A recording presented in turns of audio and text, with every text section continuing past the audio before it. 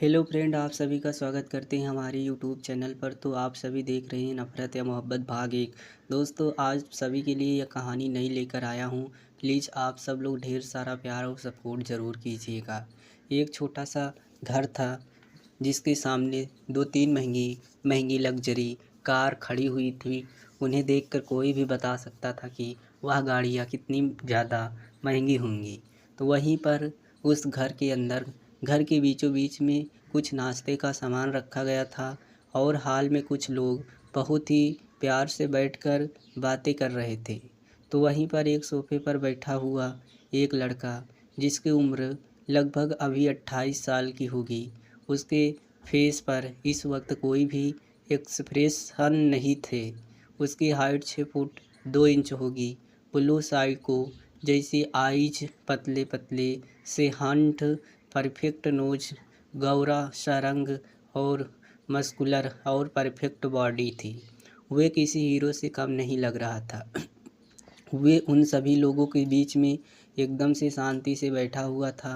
तभी एक 50 साल की लगभग का औरत, जिनका नाम न जानकी देवी था, वह भी अपने सामने बैठे हुए इंसान से बहुत ही प्रेम से बोलती है कि अरे, बातें तो होती रहेंगी, पहले आप लोग हमारी होने वाली बहू को तो बुलाइए, हम अपनी बहू को देखना चाहते हैं।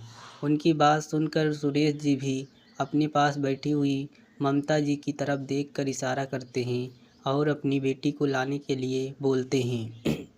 उनका इशारा समझकर ममता जी भी जल्दी से अपनी बेटी को लेने के लिए उसके रूम की तरफ चल गई।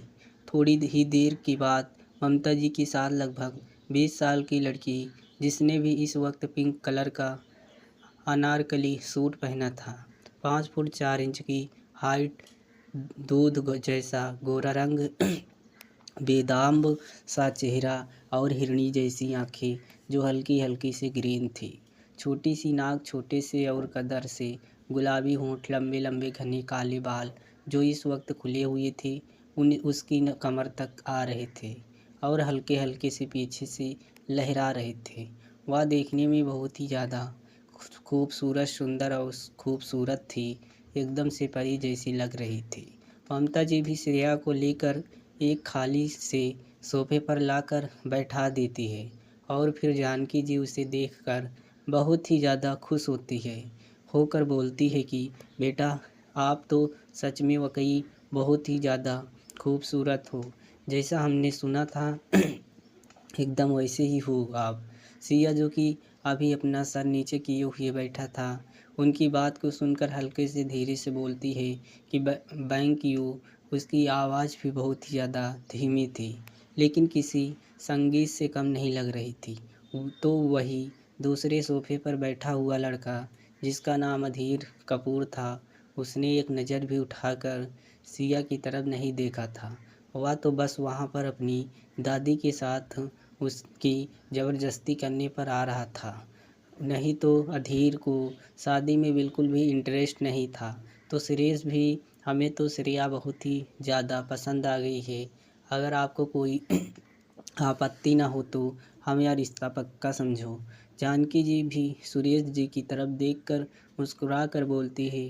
तो सुरेश जी, जो कि अभी आपने सामने बैठे हुए ममता जी और अधीर को देखते हैं। अधीर, जो कि अभी पूरे इंडिया का टॉप बिजनेसमैन था, उसके बारे में कई कहानियाँ भी लिखी गई थी। अधीर, जो कि काफ़ी ज़्यादा गुस्से वाला था, उसके गुस्से की काफ़ी तेज़ थी, लेकिन अपनी फैमिली के लिए उतना ही ज़्यादा जिम्मेदार और बहुत ही ज़्यादा प्यार करने वाला था। तो सुरेश जी, जो कि अभी एक छोटी सी नौकरी करते थे, उन्हें बहुत ही अच्छे से मालूम था कि अगर वह अधीर के सामने उसकी दादी को इस रिश्ते के लिए मना करने की हिम्मत करेंगे तो शायद उनकी इस कीमत के बदले उनकी नौकरी भी खोनी पड़ेगी उन्हें। और फिर सुरेश जी उसके गुस्से को भी बहुत ही अच्छे से जानते थे। सुरेश जी भी उनकी बात सुनकर एक नज़र श्रेया की तरफ देखते हैं और फिर अपने चेहरे पर झूठी स्माइल लाते हुए धीरे से बोलते हैं कि जी, आप हमारी तरफ से भी यह रिश्ता पक्का समझिए, भला हम कैसे इस रिश्ते के लिए मना कर सकते हैं। उनका इतना बोलते ही जहाँ पर जानकी जी के चेहरे पर तो बड़ी सी मुस्कुराहट आ गई थी। तो अधीन का इसके प्रति कोई भी एक्सप्रेशन नहीं थे। वह तो अभी भी वैसे के वैसे ही बैठा था, जैसे उसे इस रिश्ते से कोई भी फ़र्क न पड़ा रहा हो। तो वहीं श्रेया जब अपने कपास की तरफ से इस रिश्ते के लिए हाँ सुनती है तो उसकी पकड़ भी अपने सूट पर एकदम से कसती जा रही थी। उसकी आंखों में भी हल्की सी नमी आ रही थी।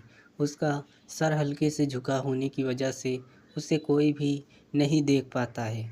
जानकी जी भी उठकर श्रेया के पास जाते हुए उसके सिर पर बहुत ही प्यार से हाथ को फेरती है और बोलती है कि बेटा, क्या तुम इस रिश्ते से खुश हो?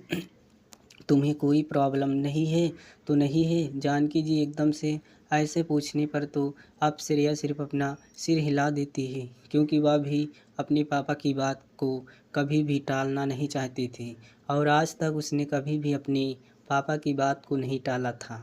जानकी जी उसकी हाँ सुनकर मुस्कुराते हुए बोलती है कि सुरेश जी, अब हम चलते हैं। आप हमें अपने पंडित जी से बात करके शादी का मुहूर्त निकलवा कर बता दीजिएगा, हम भी आपको बता देंगे। उनकी बात सुनकर तो सुरेश जी भी मुस्कुराकर खड़े होते हुए और फिर अपने हाथ को जोड़कर उसकी तरफ मुस्कुराकर बोलते हैं कि जी, आप हमसे बड़े हैं तो आप फिर जैसा आपको ठीक लगे तो हम तो वैसे ही खुश हैं। आप जैसे चाहें वैसे ही शादी को कर सकते हैं। जानकी जी एक बार फिर से सिया की तरफ पलटी और फिर उसके गालों को छूकर प्यार से स्माइल करते हुए बोलती है कि अब आपको सीधा अपनी बहू बनाकर अपने घर पर ले जाने के लिए आएंगे हम। इतना बोलकर जानकी जी भी आधिर की तरफ देखती है और जो कि अभी अपने फ़ोन में कुछ स्क्रॉल कर रहा था, जिसे देखकर जानकी जी भी अपना सिर हिला देती है और फिर उसे बोलती है कि अधीर, अब हमें चलना चाहिए। तो वहीं श्रेया, जिसने अभी तक एक नज़र उठाकर अपने आसपास नहीं देखा था, वह तो अभी भी अपनी नज़रें नीचे झुकाए खड़ी हुई थी। लेकिन जब उसके कानों में अधीर का नाम पड़ा तो उसने भी धीरे से अपनी गर्दन हल्के से ऊपर उठाकर अपने सामने सोफे पर देखती है तो अधीर ठीक उसके सामने वाले सोफे पर बहुत ही प्यार से और अकड़ के साथ बैठा हुआ था। अधीर को देखकर श्रेया भी अपनी नज़रों को उससे हटा नहीं पाई।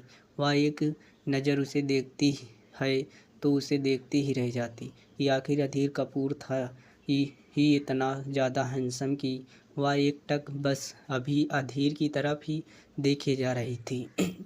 उसे अधीर के चेहरे पर वक्त भी एक्सप्रेशन नहीं दिख रहे थे, लेकिन फिर भी श्रेया को वह काफ़ी ज़्यादा हैंडसम लग रहा था। तो वहीं अधीर जब अपनी दादी की बात सुनता है तो वह भी हल्के से सुकून में आ जाता है, जैसे वह जाकर उसके मन की कोई बात हुई हो।